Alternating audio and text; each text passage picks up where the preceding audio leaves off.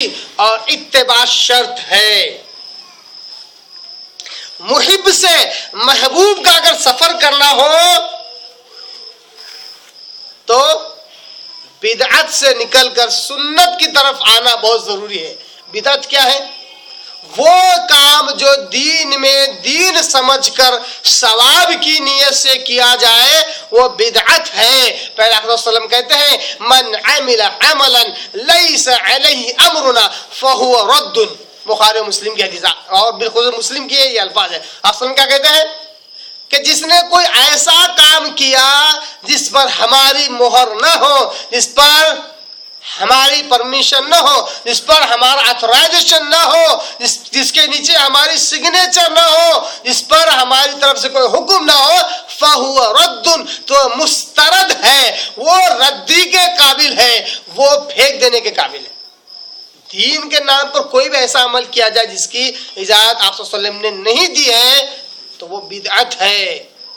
اگر محب سے محبوب کا سفر کرنا ہے, نہیں اللہ سے محبت کرنے سے بڑھ کر اللہ ہم سے محبت کرے, اس درجے میں اگر آنا ہے تو بدعتوں کو ترک کر کے سنت کی طرف ہمیں آنا ہوگا. سنت کیا ہے؟ جو اللہ کے رسول نے کہا, جو آپ صلی اللہ علیہ وسلم نے کر کے دکھایا اور جس کی اجازت آپ صلی اللہ علیہ وسلم نے دی. اسی طرح صحابی جو کہیں, صحابی جس پر عمل کریں, یہ بھی سنت. تابعی رحمہ اللہ جو چیز کہیں جس پر عمل کریں یہ بھی سنت. کیونکہ صحابہ تابعین رحمہ اللہ کبھی دین کے نام پر جھوٹ نہیں بولتے تھے, یہ وہ وہی کام کرتے تھے جو آپ صلی اللہ علیہ وسلم سے انہوں نے دیکھا ہو.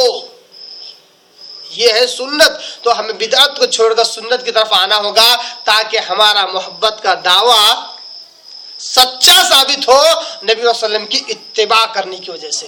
تو اس آیت کا مفہوم اگر مسلمانوں کے تناظر میں اگر دیکھا جائے تو یہ ایمان تو رکھتے ہیں مگر اطاعت اور تابعداری نہ ہونے کی وجہ سے ان کا ایمان بھی قابل غور ہو جاتا ہے.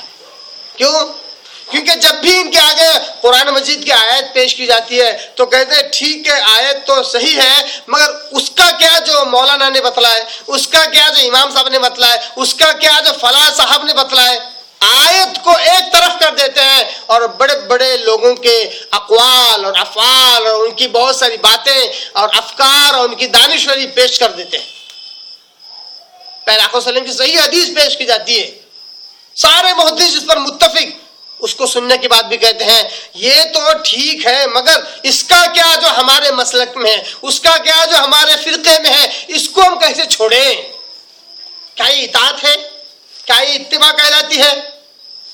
متبع شخص اس کو کہتے ہیں, اتباع عربی زبان میں اس کو کہتے ہیں جو قدم بقدم چلتا ہو. عربی زبان میں اتباع کا لفظ وہاں استعمال ہوتا جہاں اگر اونٹ کھو جاتا تو اس کے قدم پر قدم رکھتے ہوئے, جہاں سے اونٹ گیا ہوگا اس کے پیروں کے نشانات پر پیر رکھتے ہوئے اس تک اگر پہنچا جاتا تو اس کو اتباع کہتے ہیں. تو نبی صلی اللہ علیہ وسلم جہاں جہاں قدم رکھے ہو وہیں پر قدم رکھنا, کہیں اور نہ رکھنا, یہ اتباع ہے تاکہ نبی جہاں پہنچے ہم بھی وہیں پہنچ جائیں اور وہ ہے جنت انشاءاللہ. تو یہ اتباع سے ملتی ہے لوگوں کے افکار, ان کے خیالات, ان کی دانشوری کو اپنے گلے میں باندھ لینے سے اتباع نہیں ہوتی. کسی کو اپنا پیشوا, اپنا امام, اپنا سرپرست دینی اعتبار سے بنا لینے سے اتباع نہیں ہوتی. اتباع صرف اور صرف اللہ اور اس کے رسول کی تابعداری اور اطاعت کرنے سے ہوتی ہے. تو اس آیت میں اللہ تبارک و تعالیٰ نے کسوٹی دی کہ محبت کا دعویٰ وہی سچا ہے جس میں اطاعت اور فرما برداری موجود ہو. اور اس کے پہلے مخاطبین یہودی اور عیسائی ہیں, ان سے اللہ نے کہا کہ تم میرے نبی پر ایمان لاؤ تو تمہارا دعویٰ سچا, اگر نبی پر ایمان نہیں لاتے تو تمہارا دعویٰ جھوٹا. تو پہلی ہی کنڈیشن میں وہ فیل ہو گئے, اتباع تک تو پہنچے ہی نہیں. پہلی اتباع میں ایمان داخل ہے.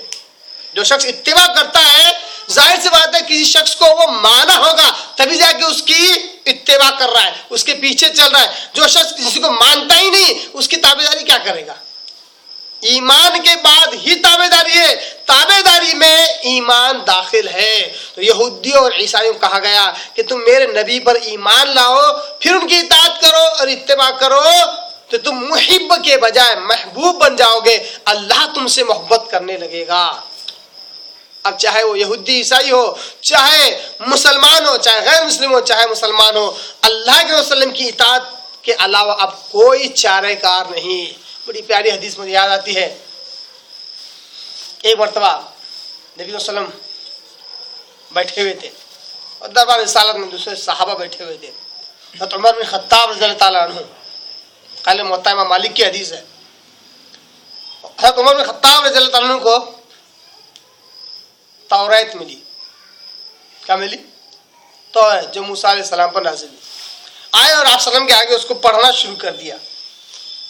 آپ صلی اللہ علیہ وسلم نے خاموشی اختیار کی اور عمر بن خطاب رضی اللہ عنہ اس کو پڑھتے جا رہے ہیں۔ آپ صلی اللہ علیہ وسلم کا چہرہ متغیر ہوتا جا رہا ہے، بدلتا جا رہا ہے، سرخ ہوتا جا رہا ہے۔ دوسرے صحابہ نے دیکھے اور عمر بن خطاب رضی اللہ عنہ کو اشارہ کیا کہ تم جو پڑھ رہے ہو جس کی وجہ سے آپ صلی اللہ علیہ وسلم کا چہرہ متغیر ہو رہا ہے۔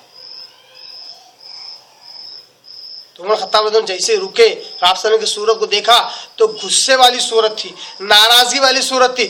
فوراً توریت کو نیچے رکھا اور کہا رضیت باللہ ربا وبالاسلام دینا وبمحمد نبیا، میں راضی ہوں رضیت باللہ ربا، اللہ کے رب ہونے پر، وبالاسلام دینا، اسلام کے دین ہونے پر، وبمحمد نبیا، اور محمد صلی اللہ علیہ وسلم کے نبی ہونے پر۔ تین باتیں بار بار دہرائی ہے عمر بن خطاب نے، تب جا آپ صلی اللہ علیہ وسلم کا چہرہ تھوڑا ٹھنڈا ہوا، غصہ ٹھنڈا ہوا، آپ صلی اللہ علیہ وسلم تھوڑا نارمل ہوئے۔ اس کے بعد آپ صلی اللہ علیہ وسلم کہتے ہیں اسی حالت میں کہ اے عمر یاد رکھ، اگر آج کے زمانے میں جبکہ میں آ چکا ہوں، میں نے